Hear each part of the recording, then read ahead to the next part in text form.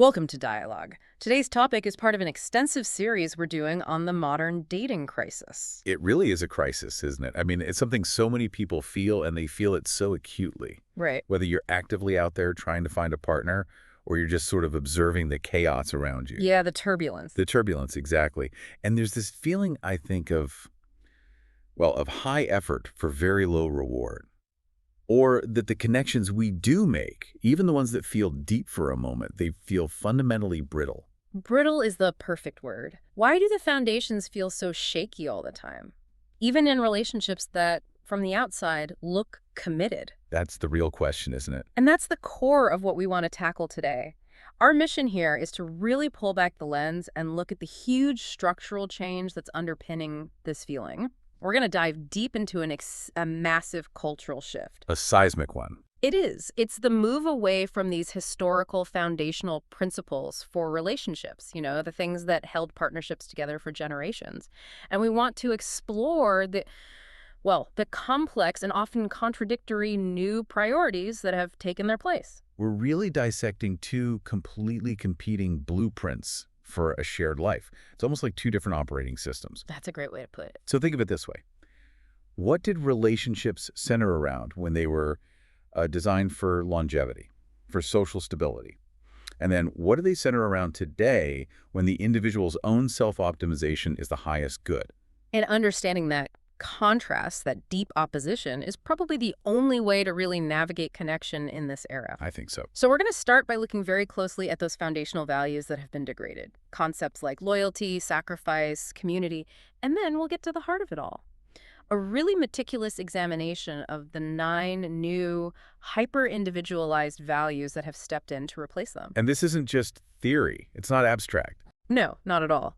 This is about understanding the systemic friction that's inherent in trying to find a deep, stable connection in a culture that, fundamentally mistrusts the very act of devotion itself. Exactly. So let's start with that traditional blueprint. Our sources, they keep describing relationships of the past as the central pillar of life. When you first hear that phrase, you really have to. You have to stop and do a complete mental shift away from how we view partnership now. You do. Because what that concept, central pillar, what it means contextually, is that the relationship wasn't just a part of your life. Right. It wasn't just another box to check. Not at all. It was the foundational structure. It was the unmoving core and everything else. Your career path, your community involvement, your financial planning, even your day-to-day personal identity was built around it. It's like an architectural support. Precisely. Architecturally, if that pillar fails, the entire roof comes crashing down. The whole structure is compromised. So, okay, let's make that concrete. The relationship was the framework, not an accessory you add on later. Right. So if you decided, say, you wanted to change careers or you got a job offer in another city, that whole plan had to run through the relationship filter first. Absolutely. The first question wasn't, is this good for me? It was, is this good for us? And if the move benefited one partner, but it severely compromised the other's established life or their community ties, the relationship stability usually won that debate. It had to. It was the primary commitment. Now contrast that entire framework with the modern view, where relationships are often explicitly treated as one option among many. Just one of many spokes on a wheel. Exactly. And when a relationship is merely an option, you reserve the right to jettison it the moment it conflicts with what you see as a higher priority. Like a dream job. A dream job, a self-discovery sabbatical, even just optimizing your personal hobby schedule. Anything that serves the self first can, in theory, trump the relationship. That shift right there, from a fixed structural necessity to a flexible, optional part of your life, that explains almost everything. It's the whole game. We can see just how deep that contrast is when we start to examine the foundational values that held up that central pillar. Let's really dive into those, starting with the bedrock: commitment and loyalty. These were described not as, these fleeting romantic feelings. No, nothing like that. But as long-term investments. And that distinction, investment versus feeling, that is the most critical conceptual shift you have to make. Commitment and loyalty, in that traditional model, they weren't measured by your daily emotional intensity. Or chemistry. Or chemistry, exactly. They were contracts. They were social contracts, sometimes legal ones, and certainly familial contracts. They guaranteed shared future planning. They guaranteed mutual reliability. Regardless of the mood. Irrespective of the current mood or external temptations or whether you're having a good week or a bad year, Yeah. the structure was meant to hold. So the expectation was this absolute, unwavering reliability. Yeah. So if a major challenge hit the couple, and it always does, right? Something like a profound illness or a financial disaster or a deeply embarrassing public failure. The default assumption was standing together. The question wasn't if you would, but how you would. The loyalty was meant to be structural. It went way beyond just the immediate feelings of the two people involved. That's so right. The implications of that loyalty, they extended outward. You weren't just loyal to your partner as a person. You were loyal to the institution you built together. Exactly. To the institution and to the broader network that institution supported. The families, the community, and think about the economic security that created. That's a huge point. It is. If one partner lost their job or had a prolonged health crisis, the union was protected by community expectations. That high cost of exit, that structural reinforcement, that was the entire point. It forced you to solve problems. It forced people to work through deep, painful conflict because dissolving the union was almost always more costly, financially, socially, emotionally, than resolving the tension. But, okay, let's pause here and inject the necessary critique. Because our sources do imply this, and it's important. While that kind of stability sounds incredibly appealing today, we have to acknowledge the trade-off. This unwavering reliability, didn't it often come at a really steep cost? The cost of individual autonomy and sometimes just institutionalized unhappiness. Absolutely. That is the essential counterbalance. You have to see both sides. The traditional blueprint, it optimized for societal stability and the resilience of the unit, the family unit. But it often sacrificed the individual partner's happiness or their self-actualization. It did. For a partner who wanted to pursue education, for example, or wished to leave a geographically restrictive situation, that structural loyalty could feel incredibly suffocating. A trap. It could feel like a trap. It prioritized the collective unit's function over the personal fulfillment of its individual parts. There's no denying that. That complexity really leads us perfectly to the next pair of values that held up that structure: sacrifice and patience. Two very unpopular words today. Right. In the modern self-help world, sacrifice is almost automatically framed as self-loss or martyrdom. It's something you should avoid at all costs. But traditionally, it was just seen as a necessary mutual investment. An investment. That's the key. Sacrifice meant consciously choosing the shared long-term good of the relationship over your immediate individual short-term comfort or desire. So it wasn't seen as a loss. It wasn't a loss, it was a prioritization. And it came with an expectation of future reciprocal benefit. It wasn't a one-way street. So an example would be giving up a lucrative job offer that's far away so the partnership can stay geographically stable for the kids. That's a classic one. That was seen as a necessary deposit into the relationship's structural integrity, a deposit into the shared bank account. And it requires this fundamental belief that the we is more important than the me. In that moment, yes. But sacrifice is completely meaningless without its necessary counterpart, which is patience. Patience was the tool. Right. It was a necessary tool for navigating those inevitable challenges and, this is crucial, for building shared history. Right. History isn't built overnight. Not at all. I mean, think about how long it takes to recover from a major financial setback, or to navigate the really difficult, sleep-deprived early years of raising children. Or just to learn how to fight constructively. Yes. That takes time. It takes years of accumulated mundane moments, navigated disagreements, shared joys, shared traumas. That's what forges genuine, unbreakable intimacy. And that's where this traditional model just runs headlong into the modern cultural demand for instant gratification, for maximum efficiency. It's a collision. It is. When we're conditioned to expect immediate results in every other area of life, immediate responses to texts, immediate delivery, instant pleasure, instant financial success, the idea of dedicating years to patiently nurturing a relationship through its difficult patches, it just feels counterintuitive. It feels inefficient. Inefficient, that's the word. When a relationship hits a difficult, dry, or challenging patch, and it always will in the traditional model, patience kicks in. It's the built-in mechanism to weather the storm. But in the modern self-optimized blueprint, That difficult patch often triggers the urge to check the exit clause.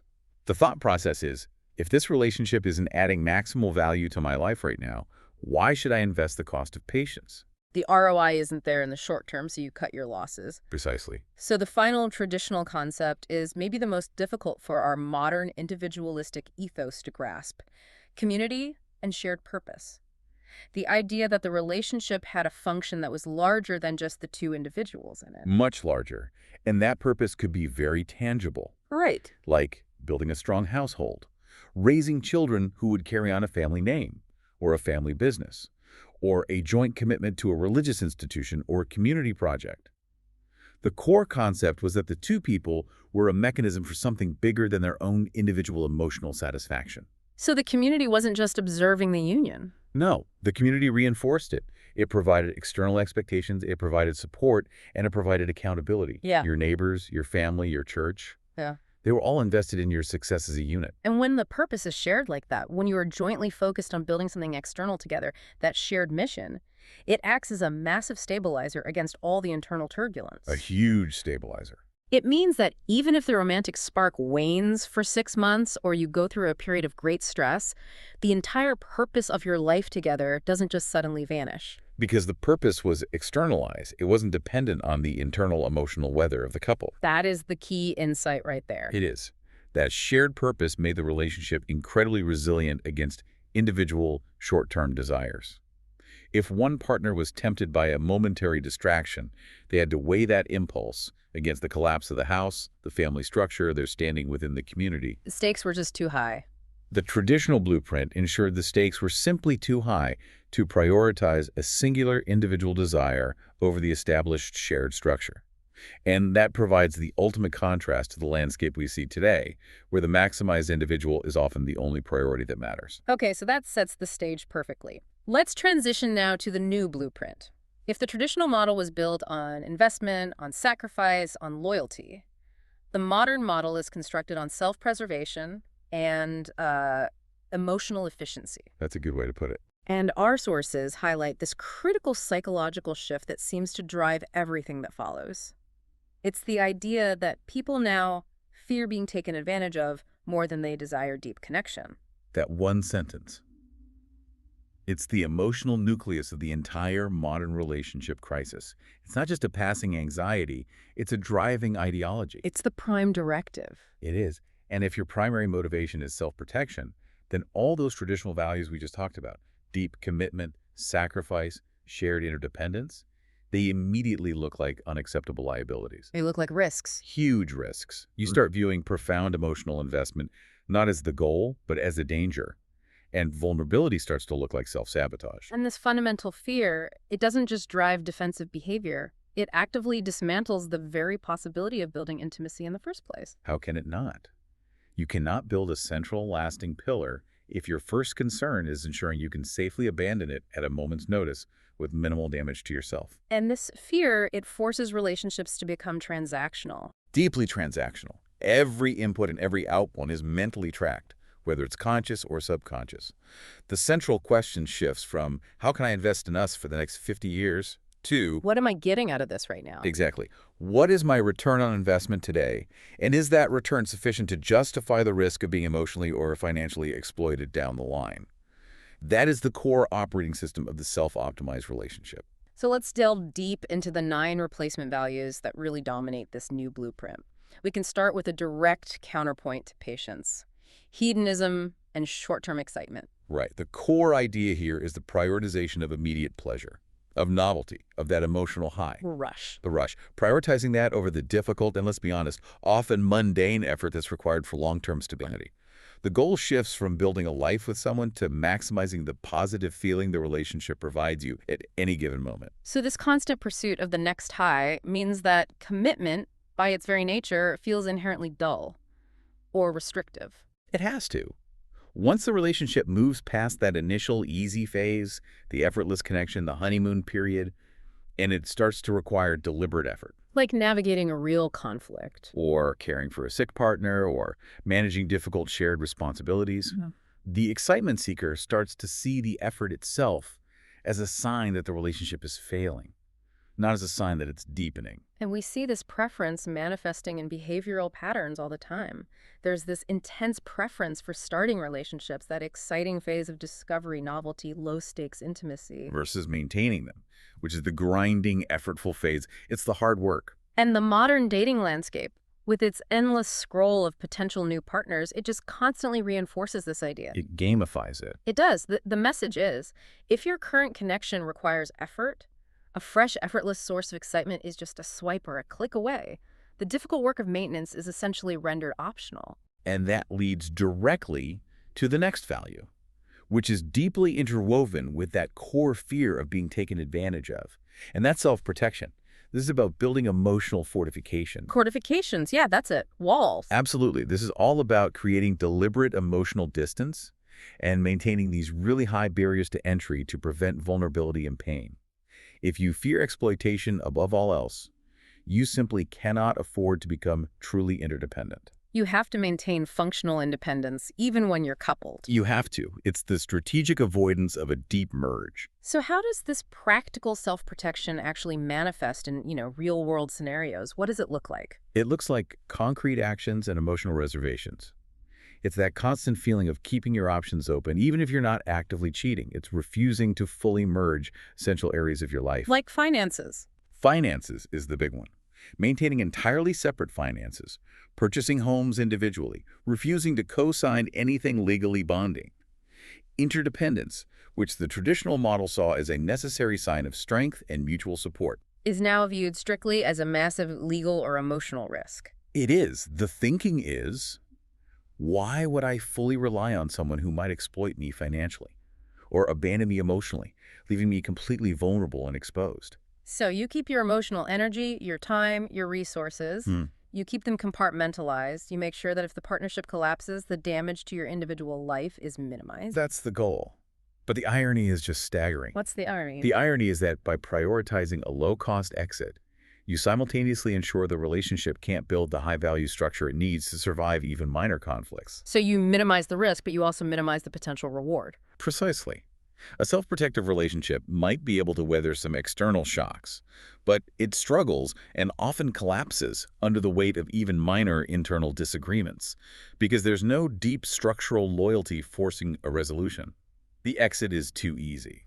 Okay, now let's move into the visual and transactional currency of modern connection with aesthetics over substance. That one is everywhere. This value prioritizes the perceived superficial, immediately visible qualities. Looks, fitness. Perceived lifestyle, expensive presentation, having the right vibe, all of that gets prioritized above the critical elements. Like emotional compatibility. Character, intellectual alignment, Yeah. shared values, things that actually sustain a relationship.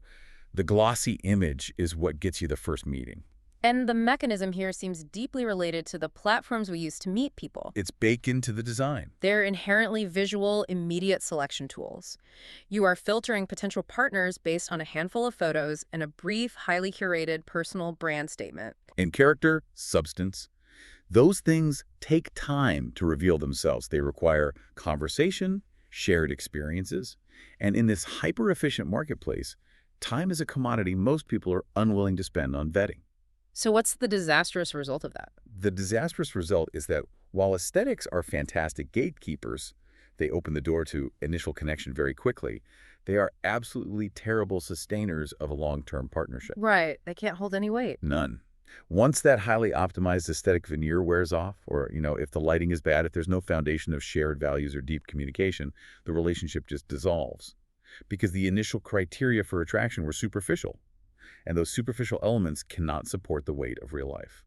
This feeds directly into the next transactional value, which is maybe the most concerning. Performance-based affection. This is where loyalty is completely replaced by a conditional contract. It's a particularly chilling element of the new blueprint. Affection and approval are no longer these unconditional aspects of loyalty that endure through life's inevitable ups and downs. Instead, they become conditional rewards. They are doled out based on how well a partner fulfills a specific and often unspoken list of performance requirements. It sounds exhausting. What are these metrics? What are people being judged on? They're usually the metrics of self-optimization. So, maintaining a certain level of physical fitness, demonstrating rapid career advancement, Mhm. social networking successfully, or maintaining a specific level of emotional availability without ever being too needy or demanding. So the partner has to constantly demonstrate their value proposition. Constantly, if one partner loses their job, or gains weight, or hits an emotional low point that requires significant support, they risk failing the performance metrics. And what happens then? The affection is withdrawn. It's withdrawn, or the partnership is just quietly terminated. The contract has been breached. So it creates this perpetual state of anxiety, this feeling that you have to constantly earn love and approval rather than just receiving the unconditional regard that traditional loyalty was supposed to imply. You're trading a safe haven for a constant anxious audit. An audit, wow. And the criteria for performance are often a moving target. If you reach the financial goal that was implicitly set, the goalpost shifts to a higher social status goal. This prevents the relationship from ever stabilizing into that security of knowing I am loved for who I am, not for what I achieve. Which is the complete opposite of the traditional idea of loyalty through thick and thin. That model accepted human flaws and volatility as just part of the package deal. It was baked in. Okay, moving on. The next two values explore how relationships are used specifically as tools for validating our own identity. Let's start with hyper-personal branding and social status signaling. This is a direct byproduct of a culture obsessed with external presentation. The relationship itself becomes an accessory. An accessory to what? To your brand. It's used to enhance or validate your carefully constructed personal brand and to signal high social status to the outside world. The question shifts from an internal one, do I find genuine comfort and deep alignment with this person, to a very external one. Does this person look good on my social media feed? Exactly. Does this person validate the narrative of success that I'm trying to sell to the world? So the partner needs to tick the right boxes. The high-status job, the aesthetically perfect travel photos, the aspirational hobbies. They have to fit the narrative of success the individual is building. And that's often prioritized over genuine personal compatibility or just private happiness. This creates immense pressure. You might consciously or unconsciously choose the high-status, aesthetically perfect partner who looks amazing at the company gala, but makes you feel miserable and alone in private. Over the genuinely compatible partner who doesn't quite fit that power couple narrative you're trying to project. Right, and this focus on signaling means that if a partner has a downturn, a professional failure, a perceived loss of status, it isn't just an internal problem for the couple to solve. It's a direct threat to the individual's own hyperbrand. So the partnership becomes incredibly vulnerable to external judgment. Deeply vulnerable. The next value, independence above partnership. This is perhaps the most celebrated one in modern media, and yet it seems fundamentally corrosive to the interdependence that deep connection requires. It's celebrated as the ultimate good, but it's often the inability or even the explicit refusal to integrate another person's needs fully into your own life plan. Compromise is not framed as mutual strengthening. No, it's seen as a loss. It's immediately seen as a direct loss of individual identity, a setback to your potential, an obstacle to your personal momentum. And this value gives rise to those phrases we hear all the time, like, I won't let anyone get in the way of my goals.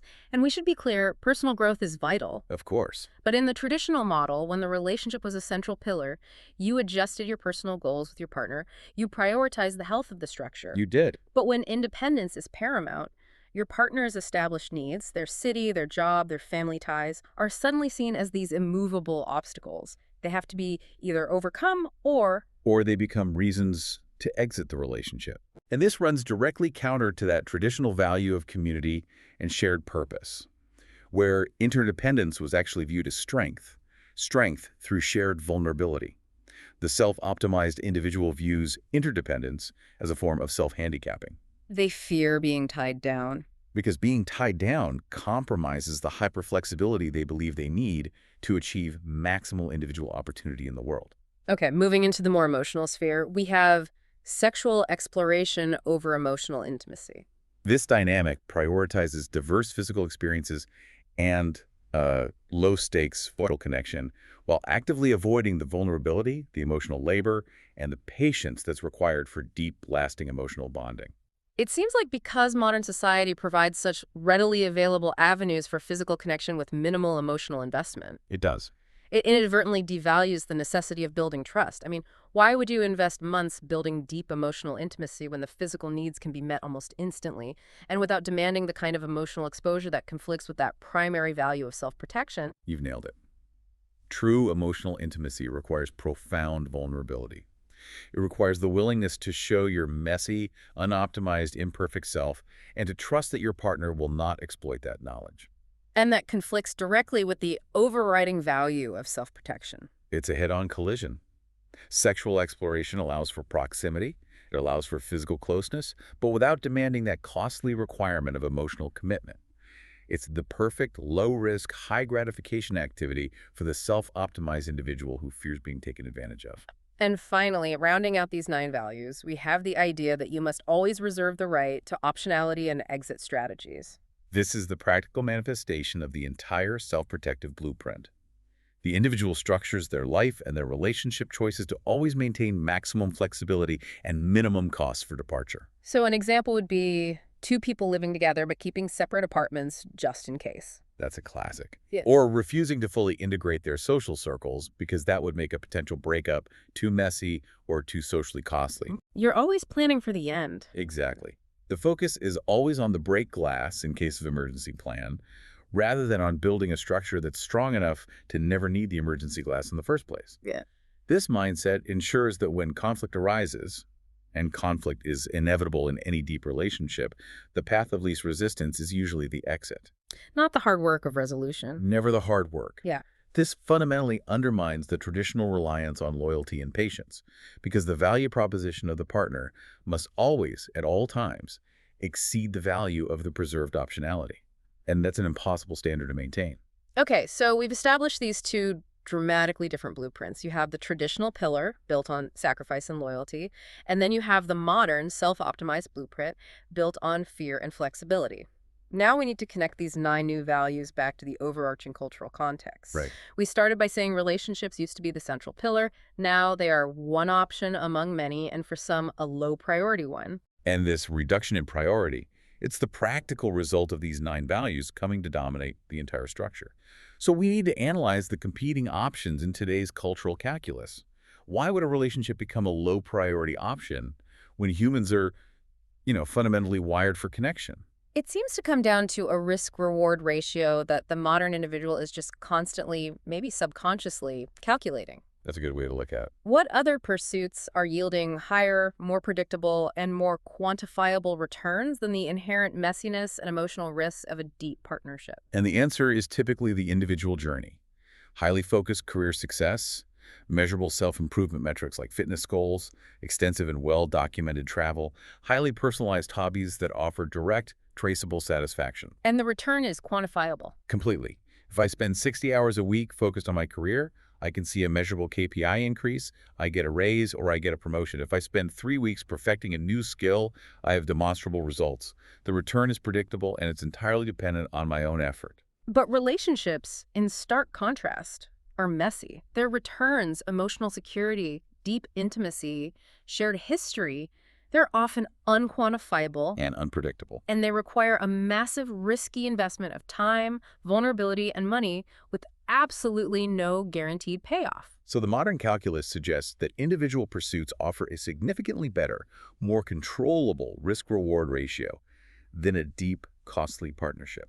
Why would you choose an unpredictable, potentially compromising pillar when you can build a stable, personalized foundation just for yourself, managed entirely by metrics that you control? And this leads us right to the heart of the tension. In a culture that relentlessly celebrates and rewards individual achievement and self-optimization, the very act of being devoted to another person can genuinely start to feel like losing part of one's identity. Or self-subtraction. Self-subtraction, wow. When maximizing your own potential being, the best possible version of me, is presented as the highest moral good, then shared purpose and sacrifice logically cannot fit into that equation without creating massive friction. Devotion to another person, which requires compromising your self-optimized path for a mutual benefit, is immediately reframed as a net loss on your personal ledger. Let's develop that conflict with the career example we touched on earlier. Imagine a person who is highly focused on their professional growth. Their optimized trajectory requires massive time commitments, unpredictable travel, and maybe even moving to a new city every year or two. Okay. Now, if they partner with someone who values stability, community, and has an established job or a business rooted in one particular city, prioritizing the partner's established life becomes a direct, quantifiable conflict with the individual's self-optimization. It's a direct trade-off. The devotion required to choose the relationship's stability becomes a quantifiable sacrifice of your own career potential. In the traditional model, they would negotiate. They would find a shared solution, maybe pause the career move for a few years, something that minimizes the disruption to the structural union. But in the self-optimized blueprint, that very need to compromise becomes immediate proof that the relationship is incompatible with your ultimate potential. So the partner is seen as a friction point. A friction point, exactly. Something that's dragging down your optimized journey. And so independence is preferred. And this tension, it explains why these new values are so compelling, so seductive. If the modern world requires hyperflexibility and maximum individual mobility to succeed, then you need a partner who functions more like a supportive, aesthetic accessory, that hyperbrand component we talked about. Not a core structural element that compromises your movement. Right, so let's synthesize this. How does the driving fear combine with the overriding goal to create this landscape? Well, the deeply ingrained fear of being exploited that drives self-protection and optionality, and the cultural goal of self-optimization that drives the hyper-branding and the independence. And together. Together, these forces make deep, lasting connections structurally difficult, if not functionally impossible. The blueprint itself is fundamentally flawed for longevity. Because the modern mindset structurally values optionality. It values the ability to pivot, to change direction, to maintain these low-cost exit strategies.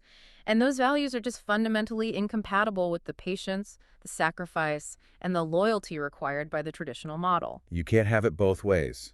It's a structure designed to be easily abandoned, not one built to last. When you enter a relationship prioritizing your exit strategy, you're already, from day one, mentally allocating resources away from the relationship's core strength. You'll never build a structure strong enough to withstand a major difficulty because, in your mind, the structure itself is temporary. And the great painful irony in all of this is that by seeking to optimize the relationship for self-benefit and minimizing all risk, people often end up with shallow, brittle connections. The very thing they were trying to avoid.